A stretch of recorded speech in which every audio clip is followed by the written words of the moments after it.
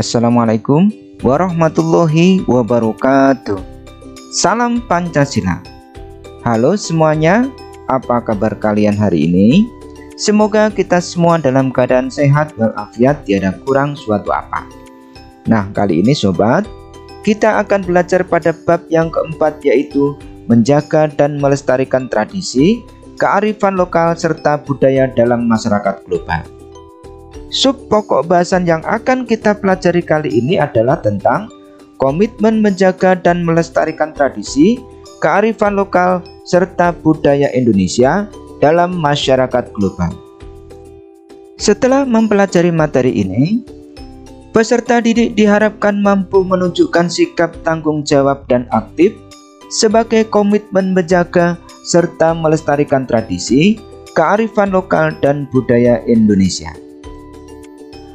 Bagaimana komitmen kita, utamanya generasi muda, dalam menjaga dan melestarikan tradisi, kearifan lokal, dan budaya Indonesia di tengah masyarakat global? Buat kalian yang ada pendapat atau pertanyaan, boleh dong dituliskan di kolom komentar. Menjaga dan melestarikan tradisi, kearifan lokal, dan budaya Indonesia di tengah masyarakat global menjadi komitmen yang perlu dikuatkan di kalangan masyarakat Indonesia. Tantangan dalam menjaga tradisi, kearifan lokal, dan budaya Indonesia makin besar pada era saat ini. Apalagi percampuran budaya yang berasal dari berbagai negara makin pesat melalui internet. Menyimak beberapa kreativitas dari para musisi, seniman, dan budayawan dalam mengenalkan seni tradisi Nusantara makin membuat kita menyadari begitu besarnya potensi seni budaya yang ada di Indonesia. Di tengah situasi global, kita dihadirkan tontonan dari berbagai negara. Tentu sangat berpengaruh pada cara pandang masyarakat terhadap seni dan budaya Nusantara. Kreativitas para musisi, seniman, dan budayawan membuat kita percaya diri untuk lebih bekerja keras mengenalkan seni budaya Indonesia. Dalam konteks global, perubahan terjadi begitu cepat. Akses internet memungkinkan masyarakat di satu negara dapat terhubung dengan masyarakat di negara lain. Saat ini, koneksi internet terutama di wilayah perkotaan memungkinkan siapapun dapat berkomunikasi dengan berbagai pihak di dalam dan di luar negeri. Pesatnya perkembangan teknologi informasi dan komunikasi atau TIK pada beberapa tahun terakhir sangat berpengaruh terhadap cara pandang generasi muda. Secara positif, generasi muda terutama di wilayah yang memiliki akses internet memadai dapat belajar secara langsung melalui berbagai mesin pencari. Dengan mengetikkan beberapa kata kunci yang dibutuhkan, generasi muda dapat belajar langsung dari berbagai ahli. Kamu pun dapat belajar dengan mudah ketika ada akses internet. Adanya akses internet yang lancar memungkinkan materi-materi terkait ilmu pengetahuan sangat mudah diperoleh. Belajar mandiri dapat kamu lakukan selama mendapatkan jaringan internet. Di internet, ada ragam konten yang dapat digunakan untuk belajar. Oleh beberapa ahli, ini disebut sebagai demokratisasi pengetahuan, di mana setiap orang memiliki kesempatan untuk mengakses berbagai konten yang ada di internet. Namun, tentu saja perlu juga literasi digital agar kamu dapat memilah konten-konten tersebut sesuai usia. Apakah di daerahmu sudah ada akses internet dan jaringan listrik yang memadai? Jika akses internet dan jaringan listrik sudah memadai, kamu mendapatkan kesempatan untuk memperoleh berbagai ilmu pengetahuan secara lebih mudah. Untuk daerah-daerah yang belum memiliki akses internet dan jaringan listrik, semoga dalam waktu dekat pemerintah memiliki prioritas dalam membangun jaringan internet dan listrik di daerah. Meskipun tidak memiliki jaringan listrik dan internet, semoga kamu masih terus bersemangat untuk belajar dan meraih cita-cita, memanfaatkan apa yang ada di lingkunganmu untuk belajar. Kamu dapat belajar dengan alam dan masyarakat di sekitarmu. Perhatikan orang-orang di sekitarmu yang mampu bersekolah dan mengenyam pendidikan lebih baik. Berdiskusilah dengan mereka untuk mendapatkan inspirasi dan semangat untuk meraih cita-cita yang tinggi. Di satu sisi, generasi saat ini dimudahkan untuk mempelajari budaya global, meskipun memang masih ada ketimpangan antara wilayah perkotaan dan pedesaan. Ketimpangan tersebut menyebabkan antar wilayah belum tentu mendapatkan pendidikan yang memadai. Jika memperhatikan data pendidikan antara satu wilayah dan wilayah lain masih belum setara. Hal ini menjadi tantangan dalam pemenuhan pendidikan berkualitas. Apalagi jika memperhatikan janji pendidikan yang ada di pembukaan Undang-Undang Dasar Negara Republik Indonesia tahun 1945, yaitu mencerdaskan kehidupan bangsa, maka janji tersebut harus dipenuhi. Setiap anak yang ada di negara ini memiliki hak untuk mendapatkan pendidikan. Di sisi lain, budaya global mudah masuk melalui internet. Pengaruh budaya global datang dalam berbagai bentuk. Misalnya, dalam bentuk paling populer, mulai dari lagu, film, dan drama. Sebagai contoh, beberapa tahun terakhir, anak-anak muda Indonesia sangat terpengaruh oleh dunia hiburan yang berasal dari luar negeri. Apalagi, dengan sangat mudah, video-video dari luar negeri dapat ditonton di berbagai website, video populer, dan media sosial. Kondisi tersebut dengan cepat menyebabkan berbagai budaya dari negara lain mudah masuk dan mempengaruhi generasi muda Indonesia. Budaya yang datang dari negara-negara lain dapat berdampak positif atau negatif bagi generasi muda. Sebagai contoh, ketika melihat industri musik K-pop Eropa dan Amerika, kamu dapat belajar mengenai kreativitas dan kerja keras dari mereka yang terlibat dalam industri tersebut untuk menyebarluaskan pengaruh ke seluruh dunia. Kekuatan penyebarluasan musik K-pop Eropa dan Amerika ke seluruh dunia berdasarkan pada semangat imajinasi, kreativitas, inovasi, kerja keras, dan kerja kolaborasi. Meskipun demikian, hal tersebut perlu dikritisi oleh setiap generasi muda terkait gaya hidup yang kemungkinan berbeda dengan nilai budaya Indonesia. Intinya, setiap hal yang berasal dari luar negeri perlu disikapi secara kritis. Dengan demikian, kamu dapat mengambil hal-hal positif dari berbagai budaya yang ada, termasuk yang berasal dari luar Indonesia. Bangsa-bangsa besar di dunia maju karena semangat kerja keras serta inovasi yang tiada henti. Etos yang dimiliki tersebut menyebabkan mereka maju di berbagai bidang kehidupan. Etos kerja keras tersebut perlu ditiru oleh kita. Dalam konteks budaya membaca misalnya, sejak kecil anak-anak di negara maju sudah dibiasakan untuk aktif membaca buku yang sesuai dengan usia mereka. Dengan membaca buku, imajinasi mereka dibentuk, pengetahuan bertambah, dan keinginan untuk melakukan inovasi makin kuat. Selain itu, jika melihat negara-negara maju, mereka sangat disiplin dalam melakukan berbagai pekerjaan. Disiplin menjadi salah satu karakter penting yang perlu dimiliki oleh peserta didik. Mulai dari bangun hingga tidur, semua dilakukan dengan waktu yang sesuai. Ketika belajar, bersemangat dan fokus. Sikap mental tersebut perlu ditiru oleh semua peserta didik. Bagaimana cara yang efektif untuk melestarikan bahasa daerah di kalangan generasi muda? Bahasa merupakan bagian penting untuk berkomunikasi dan mewariskan pengetahuan-pengetahuan masa lampau. Oleh karena itu, memahami bahasa daerah menjadi salah satu hal yang perlu dikuatkan di kalangan generasi muda. Dalam artikel berita yang ditulis oleh Sinaga di Harian Kompas pada tanggal 21 Februari 2023 disebutkan Indonesia memiliki 718 bahasa daerah sehingga menjadi negara dengan bahasa terbanyak kedua di dunia setelah Papua Nugini.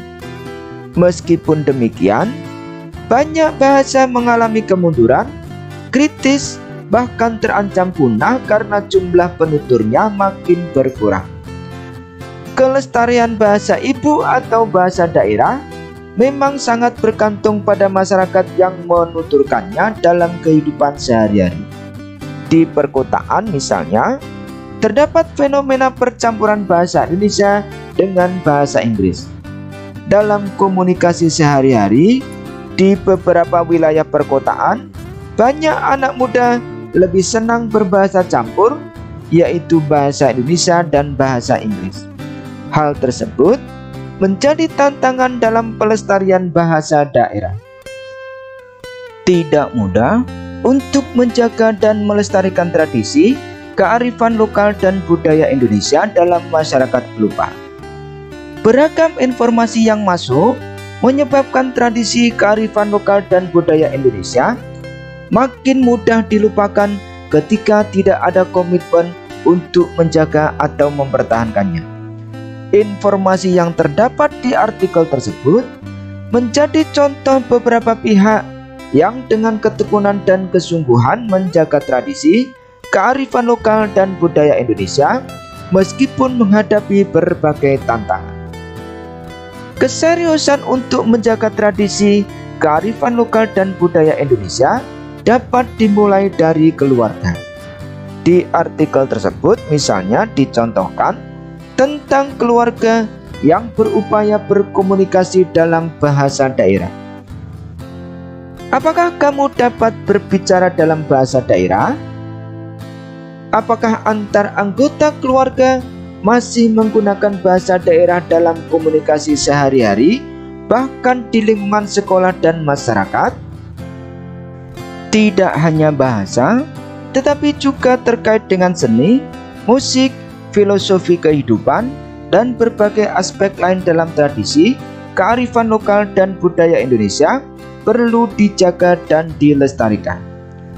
Komitmen untuk menjaga tradisi, kearifan lokal dan budaya perlu dilaksanakan semua pihak, mulai individu, keluarga, kelompok masyarakat, lembaga pemerintah, pemerintah daerah, hingga pemerintah pusat. Peran pemerintah pusat dan pemerintah daerah antara lain membuat aturan yang memberi perhatian terhadap pelestarian tradisi, kearifan lokal dan budaya Indonesia. Sebagai contoh, di Kabupaten Batubara, Sumatera Utara, terdapat peraturan daerah atau Perda tentang pelestarian dan perlindungan budaya tempatan. Budaya tempatan adalah sekumpulan adat budaya Melayu yang berkembang dan dijunjung tinggi oleh masyarakat sejak masa pemerintahan Kesultanan atau Kedatuan di Kabupaten Batubara. Dalam aturan tersebut dijelaskan peran pemerintah daerah antara lain 1. Pendidikan dan pelatihan di bidang kebudayaan. 2. Standarisasi dan sertifikasi sumber daya manusia kebudayaan sesuai kebutuhan dan tuntutan. 3. Fasilitasi peningkatan kapasitas tata kelola lembaga kebudayaan dan pranata kebudayaan. 4. Peningkatan kerjasama dengan lembaga kebudayaan. Serta 5. Intensifikasi koordinasi antar instansi bidang kebudayaan di daerah. Dalam peraturan tersebut disampaikan pula peran masyarakat antara lain 1. Pencatatan dan pendokumentasian. 2. Pemutakhiran data. 3. Pengamanan, pemeliharaan, dan penyelamatan objek pelestarian dan perlindungan budaya tempatan. 4. Publikasi terhadap informasi yang berkaitan dengan inventarisasi, pengamanan, pemeliharaan, dan penyelamatan. 5. Pengembangan dan pemanfaatan objek pelestarian dan perlindungan budaya tempatan. Dan atau 6. Pemberian penghargaan. Keberadaan aturan tersebut menjadi salah satu bentuk komitmen dalam menjaga salah satu tradisi, kearifan lokal, dan budaya daerah. Coba tanyakan kepada guru, orang tua, atau cari di internet, apakah ada peraturan daerah yang mengatur tradisi, kearifan lokal, dan budaya di daerah? Selain itu, di tingkat pemerintah pusat, terdapat peraturan pemerintah nomor 1 tahun 2022 tentang registrasi nasional dan pelestarian cagar budaya. Pada peraturan pemerintah tersebut, dinyatakan bahwa cagar budaya adalah warisan budaya bersifat kebendaan berupa benda cagar budaya, bangunan cagar budaya, struktur cagar budaya, situs cagar budaya, dan kawasan cagar budaya di darat dan atau air yang perlu dilestarikan keberadaannya karena memiliki nilai penting bagi sejarah, ilmu pengetahuan, pendidikan, agama, dan atau kebudayaan melalui proses penetapan. Menjaga cagar budaya menjadi salah satu komitmen menjaga warisan budaya Indonesia. Peran pemerintah menjadi sangat penting untuk menjaga dan melestarikan budaya karena pemerintah memiliki kewenangan dan anggaran. Selain pemerintah, masyarakat memiliki kontribusi dalam menjaga cagar budaya di wilayah masing-masing. Kamu sebagai pelajar juga memiliki kewajiban menjaga dan melestarikan cagar budaya. Cara mudah yang dapat kamu lakukan dalam menjaga dan melestarikan cagar budaya antara lain berkunjung, membagikan kegiatan kunjungan di media sosial, tidak melakukan vandalisme, dan ikut dalam kegiatan relawan dalam usaha pelestarian cagar budaya. Gambar di samping merupakan cagar budaya Muaro Jambi. Candi Muaro Jambi adalah situs arkeologi yang terletak di Provinsi Jambi. Menurut penjelasan Dinas Kebudayaan dan Pariwisata Provinsi Jambi, kompleks candi ini memiliki luas sekitar 3.981 hektar dan terdiri atas sekitar 12 candi besar dan ratusan candi kecil. Candi-candi di kompleks ini dibangun pada abad ke-7 hingga ke-14 Masehi dan menjadi saksi bisu kejayaan kerajaan Melayu kuno. Cagar budaya menjadi bagian penting bagi pembelajaran generasi saat ini terkait tradisi, kearifan lokal, dan budaya masyarakat. Komitmen menjaga dan melestarikan tradisi, kearifan lokal, dan budaya dalam masyarakat tidak terjadi otomatis, tetapi melalui berbagai proses pendidikan. Bentuk komitmen terhadap pelestarian tradisi, kearifan lokal, dan budaya di Indonesia salah satunya adalah melalui Undang-Undang Republik Indonesia Nomor 5 Tahun 2017 tentang Pemajuan Kebudayaan. Pemajuan kebudayaan diartikan sebagai upaya meningkatkan ketahanan budaya dan kontribusi budaya Indonesia di tengah peradaban dunia melalui perlindungan, pengembangan, pemanfaatan, dan pembinaan kebudayaan. Lebih lanjut, upaya-upaya tersebut dilakukan melalui berbagai strategi dan inovasi yang dilakukan untuk tujuan memajukan objek pemajuan kebudayaan. Pada laporan sosial budaya Badan Pusat Statistik atau BPS tahun 2021 dibahas mengenai 8 objek pemajuan kebudayaan, yaitu seni, pengetahuan tradisional atau warisan budaya, tradisi lisan, bahasa, permainan rakyat, olahraga tradisional, upacara adat, serta produk tradisional yang dilihat berdasarkan partisipasi dari masyarakat. Mari kita pelajari 8 objek pemajuan budaya tersebut. 1. Pertunjukan seni. Seni pertunjukan merupakan cabang kesenian yang melibatkan perancang, pekerja teknis dan penampil atau performers yang mengolah, mewujudkan dan menyampaikan suatu gagasan kepada penonton atau audiens, baik dalam bentuk lisan, musik, tata rupa, ekspresi, dan gerakan tubuh atau tarian. Kemenparekraf 2014. Dalam situasi pandemi, pemerintah berupaya bekerja sama dengan para pelaku seni mewujudkan Pekan Kebudayaan Nasional yang dapat diakses bebas melalui laman www.bkn.id. Pementasan seni budaya menjadi penting untuk memperkenalkan budaya Indonesia yang beragam, sehingga timbul rasa memiliki di kalangan masyarakat terhadap budaya Indonesia. 2. Peninggalan sejarah atau warisan budaya. Warisan budaya merupakan tempat peninggalan sejarah berada. Warisan budaya tersebut dapat berupa cagar budaya.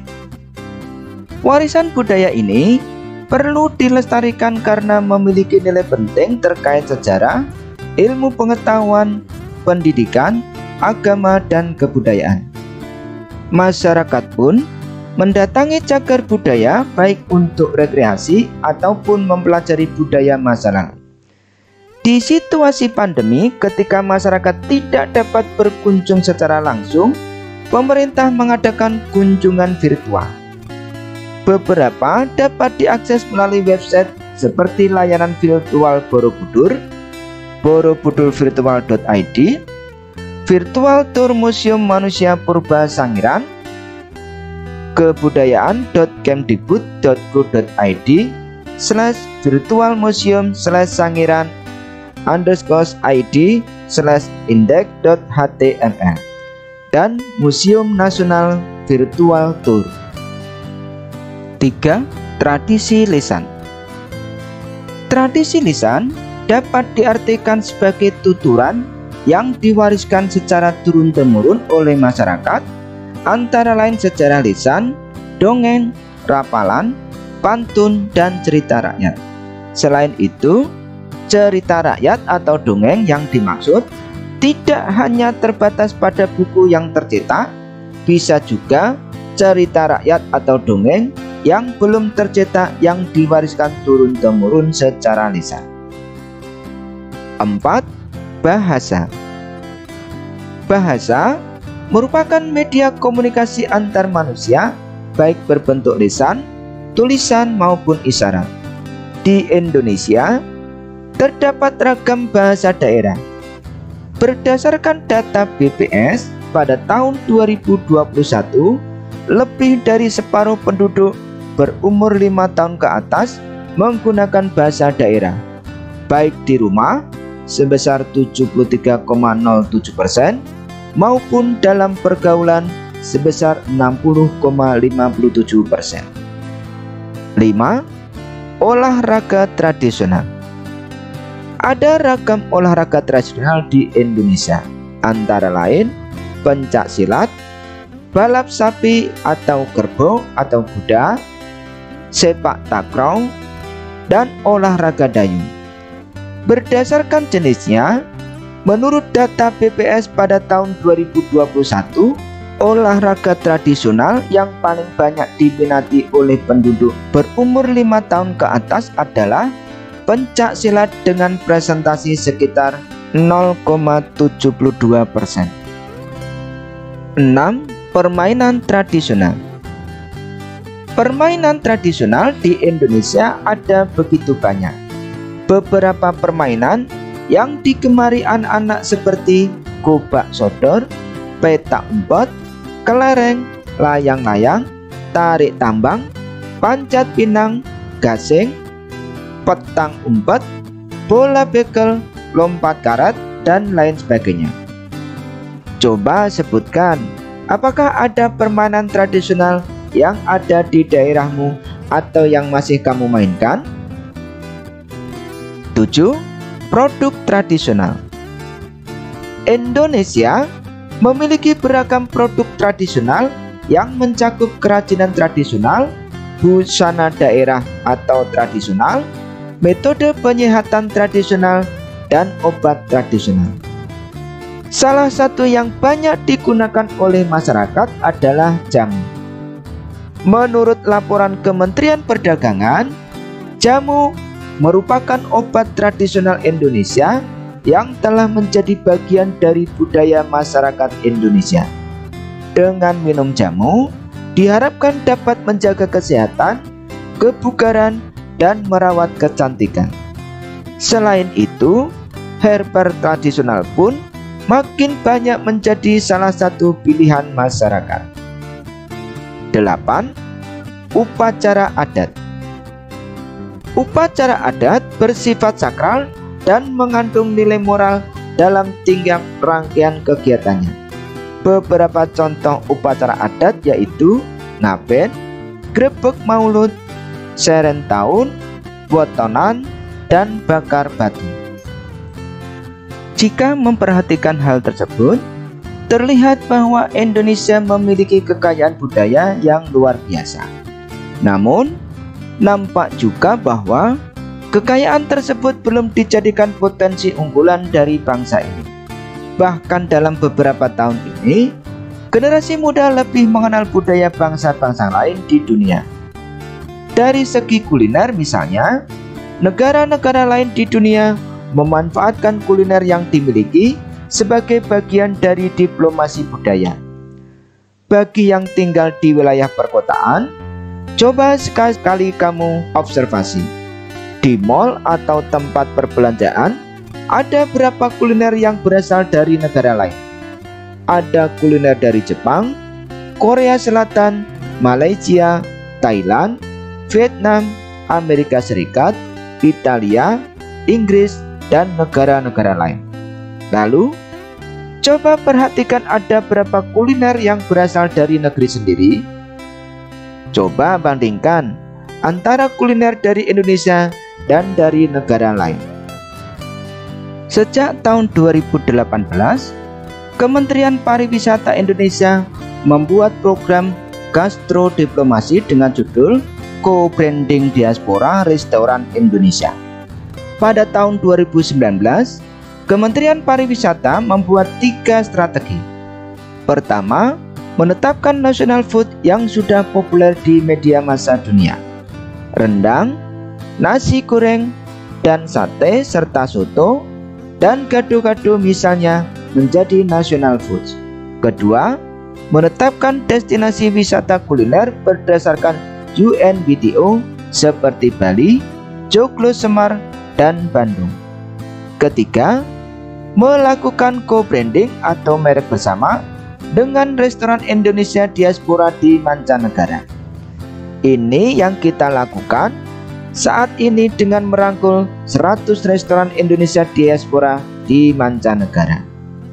Indonesia dengan keragaman kuliner lokal perlu lebih bersemangat dalam mengenalkan kuliner lokal ke dunia internasional.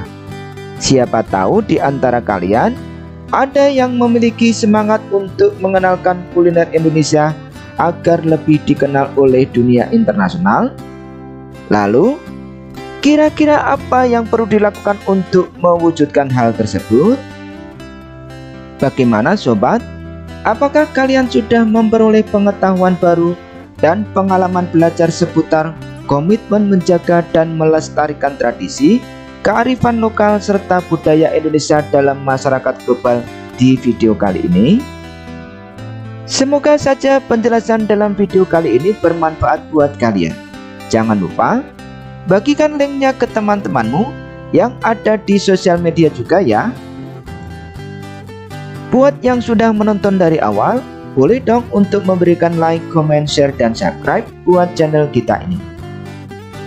Saya Ahmad Rifai pamit undur diri, dan jangan lupa belajarlah yang giat jika kita ingin menjadi orang sukses. Wassalamualaikum warahmatullahi wabarakatuh.